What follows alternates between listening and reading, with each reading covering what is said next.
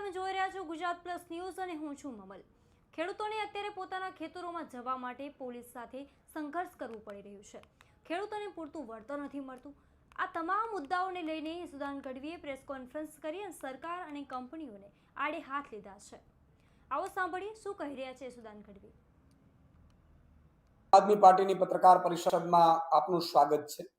આજે ગુજરાતના ખેડૂતો એટલા દુઃખી છે કે એક તો પાક વીમો યોજના બંધ છે, ખેડૂતોને ભાવ નથી મળતા, ખાતર પૂરતો નથી મળતો, ખાતરના ઊંચા ભાવ છે, ડીઝલ મળતું નથી, ડીઝલમાં હેરાન પરેશાન થાય છે। આટલું ઓછું હોય તેમ રાજ્ય સરકાર પ્રેરિત ખેડૂત ઉપર એક મોટી આફત આવી છે। અને રાજ્ય સરકાર પ્રેરિત એટલા માટે હું કહું છું કે પ્રાઇવેટ કંપનીઓ અને રાજ્ય સરકારે મળીને જે ખેડૂતો પોતાની જમીન ખેડતા હતા એને ખબર નહોતી ને રાતોરાત હાઈ ટેન્શન લાઈનો કચ્છથી લઈને જામનગર સુધી, આ બાજુ ધોળકા સુધી, લગભગ આખા ગુજરાતમાં હાઈ ટેન્શન લાઈનો નાખવાની છે। ત્યારે સવાલ ઈ થાય છે કે ખેડૂતોને અત્યારે પોતાના ખેતરમાં જવા માટે પોલીસ સાથે ઘર્ષણ થઈ રહ્યું છે। શું કામ થઈ રહ્યું છે? તો કે વળતર પૂરતું મળતું નથી, વળતર કોઈક ત્રીજો નક્કી કરે છે। અને મેં એવું સાંભળ્યું છે, આ તપાસનો વિષય છે કે કંપનીઓ જે વીજ કંપનીઓ છે, જે થાંભલાઓ નાખે છે, પવનચક્કીઓ નાખે છે, આ વીજ કંપનીઓ કરોડો રૂપિયાનો ફંડ ક્યાંક કોઈક પાર્ટીને આપી રહી છે, નેતાઓને કોન્ટ્રાક્ટ આપી રહી છે ભાજપના, અને સાથે સાથે કેટલાક અધિકારીઓ પણ આમાંથી કમાઈ રહ્યા છે, પણ ખેડૂતને કાંઈ મળતું નથી। ખેડૂતની જમીનમાં થાંભલા નાખીને આ લોકો કરોડો કમાવાના છે। કઈ રીતે કમાવાના છે? આ પ્રાઇવેટ કંપનીઓ છે। પ્રાઇવેટ કંપનીઓ છે એ વીજળી ઉત્પાદન કરશે કે વીજ વહન કરશે કે વીજ લઈ જશે, એટલે એ તો પોતે જ કમાવાની છે। અને ખેડૂતોને પૂરતું વળતર આપતી નથી। ગુંડાઓ, લુખાઓ કે કેટલાક લોકોને કોન્ટ્રાક્ટ આપી દે છે, તો નેતાઓને કોન્ટ્રાક્ટ આપી દે છે, પોલીસને ભાડે રાખીને પોલીસને લઈને લાઠીચાર્જ કરાવે છે ખેડૂતો પર। ગઈકાલે જે મોરબીના જેતપર ગામે એક મંત્રીના ગામમાં જે રીતે પોલીસે મહિલાઓ, બાળકો, ખેડૂતો ઉપર અત્યાચાર કર્યો, એ અત્યાચારની હદ વટાવી દીધી। આ પેલા સુરેન્દ્રનગરમાં, આ પેલા દ્વારકામાં, જામનગરમાં, રાજકોટમાં, તમામ જગ્યાએ પોલીસને આગળ કરીને ભાજપ છે એ ખેડૂતો પર અત્યાચાર કરી રહી છે। મારે બે સવાલ કરવા છે સરકાર। આ કહેવાતી હિન્દુ સરકાર પોતે એમ કહેતી હતી પ્રધાનમંત્રી હિન્દુ છે, રાષ્ટ્રપતિ હિન્દુ છે, મંત્રીઓ હિન્દુ છે, મુખ્યમંત્રી હિન્દુ છે, સાંસદો હિન્દુ છે, ધારાસભ્યો હિન્દુ છે, તાલુકા જિલ્લા પંચાયતના સભ્યો હિન્દુ છે, તો મારા હિન્દુ ખેડૂતો ઉપર અત્યાચાર થાય છે ત્યારે બધા મૌન કેમ છે, એના મુખડા કેમ સિવાય જાય છે? પહેલી વાત। બીજું કે તમને કમાણી જોઈએ છે, તમે હિન્દુને ભૂલી ગયા? તમે કહેવાતા હિન્દુઓ છો ભાઈ? ત્રીજી વાત કે આ તમામ બાબતમાં તમે એરપોર્ટ ઉપર પાર્કિંગ આપણે જે પ્રાઇવેટ કંપનીઓને તમે આપ્યું છે એ કલાકના ભાડું લે છે। એએમસી અથવા તો કોઈ પણ મહાનગરપાલિકા હોય એનો પાર્કિંગમાં કલાક, 2 કલાકમાં ભાઈ પાર્કિંગના ચાર્જ લાગે છે। તમે જુઓ પ્રાઇવેટ જે મોબાઈલ ટાવર નાખે છે એ પણ તમે ભાડે આપીને એના ચાર્જ લે છે। તો મારા ખેડૂતની જમીનમાં વર્ષો સુધી થાંભલાઓ નાખીને એ પણ કાંઈ વળતર વગર, એ કોને નક્કી કરે છે ભાઈ? કોણ નક્કી કરે છે?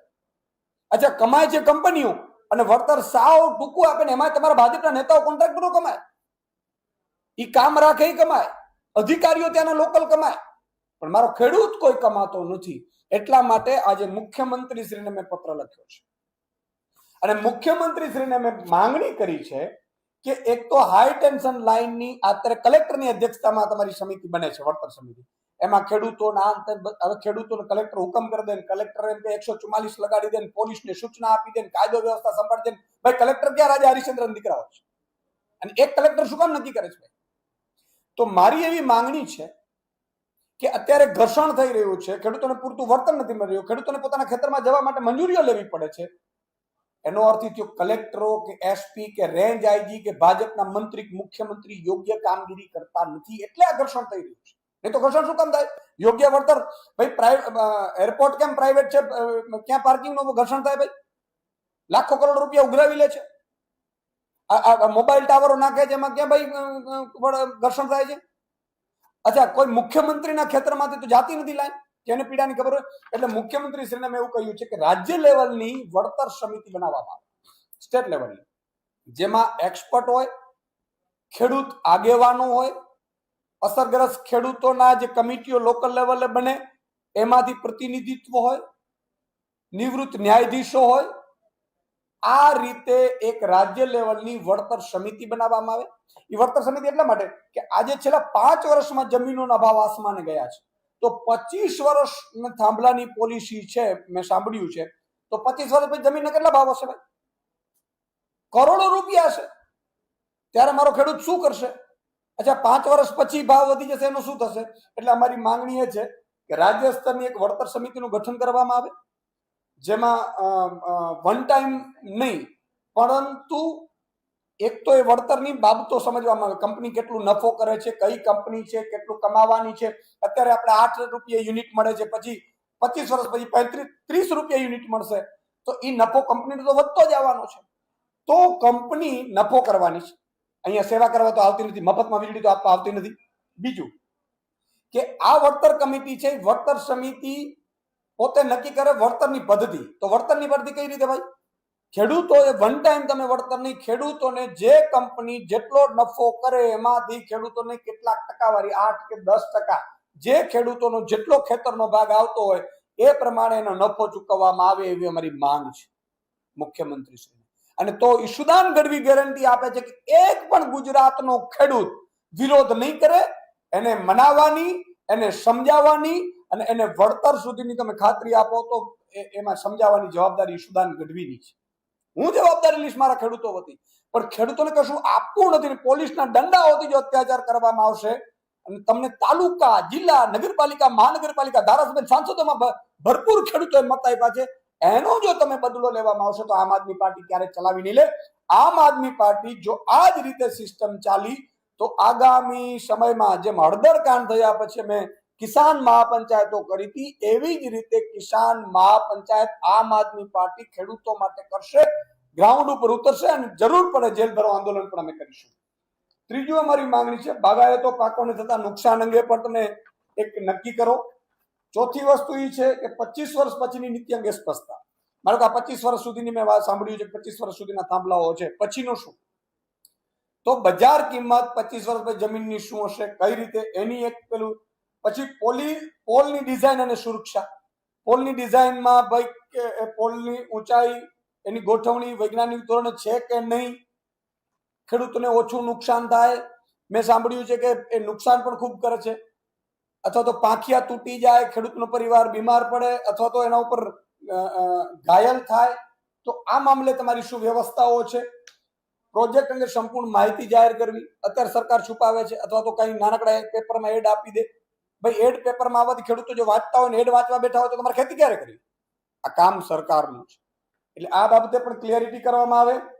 ગ્રામ સભાની સંમતિ ફરજિયાત બનાવી. કોઈ પણ ગ્રામ સભાની સંમતિ વગર ખેડૂત, કલેક્ટર, એસપી ખેડૂતના ખેતરમાં રેન્જ આઈજી, મુખ્યમંત્રી પણ ઘૂસવું ન જોઈએ. આ કંપની વાળા તો શું, અને કંપનીને તમે પોલીસ ભાડે આપો છો તો ખેડૂતને પણ પોલીસ ભાડે આપવામાં આવે, એવી પણ અમારી માંગ છે. જમીન સમતલીકરણ અને પુનઃસ્થાપન. આ કામ પૂર્ણ થયા પછી જમીનનું સમતલ કરવાની વ્યવસ્થા પણ કંપનીએ કરવાની. અને સૌથી અગત્યનો મુદ્દો, આ ટેલિગ્રાફ એક્ટ 1885ના જૂના કાયદા અંતર્ગત આ બધું થઈ રહ્યું છે. એમાં તુરંત અંગ્રેજોએ કર્યું હતું, આપણા ઉપર અત્યાચાર કરવા માટે કર્યું હતું. અંગ્રેજો વિરુદ્ધ કોઈ બોલે નહીં એટલે પોલીસનું દમન કરી ડરાવી દેવા માટે અંગ્રેજો કર્યું હતું. ત્યારે આપણે ગુલામ હતા. અત્યારે આપણો દેશ આઝાદ છે, તો આમાં તાત્કાલિક ધોરણે આગામી વિધાનસભાનું મળે એમાં સુધારો કરવામાં આવે, એની માંગ સાથે આજે મુખ્યમંત્રીશ્રીને મેં પત્ર લખ્યો છે.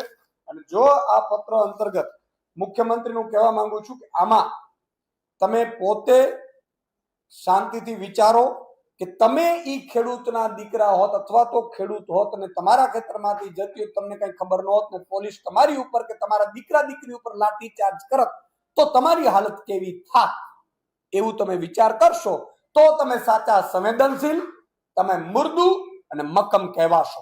બાકી વાતો કહેવાથી કે તમારા પોચિયાઓ છે એ એડવર્ટાઇઝ કરવાથી ક્યારેય મૃદુ, મક્કમ કે સંવેદનશીલ બની શકાતું નથી. એટલે મુખ્યમંત્રીશ્રીને આજે અમે પત્ર લખ્યો છે અને આનો યોગ્ય જવાબ આપવામાં આવે અને આ રીતે કામગીરીમાં ગઈકાલે જે ખેડૂતો પર બર્બરતાપૂર્વક કરવામાં આવ્યું બંધ કરી દે સરકાર. નહીં તો આમ આદમી પાર્ટી એટલા માટે અત્યારે વધારે મહેનત કરતા કે પોલિટિકલી અમે બનાવવા નથી માંગતા. ઘણા લોકો એવું કહે છે કે પોલિટિકલી બનાવવાથી ખેડૂતોને નુકસાન થાય છે, તોય અમારા નેતાઓ ગયા છે, સાંભળ્યા છે, જરૂર પડે હું પણ જઈશ.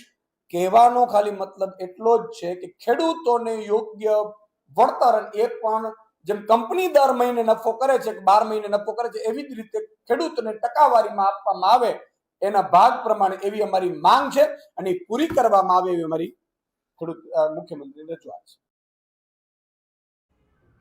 ઈસુદાન ગઢવીની વાતથી તમે કેટલા સહેમત છો, શું વિચારો છો, કોમેન્ટ કરીને જરૂરથી જણાવજો. અત્યાર માટે બસ આટલું જ. નમસ્કાર.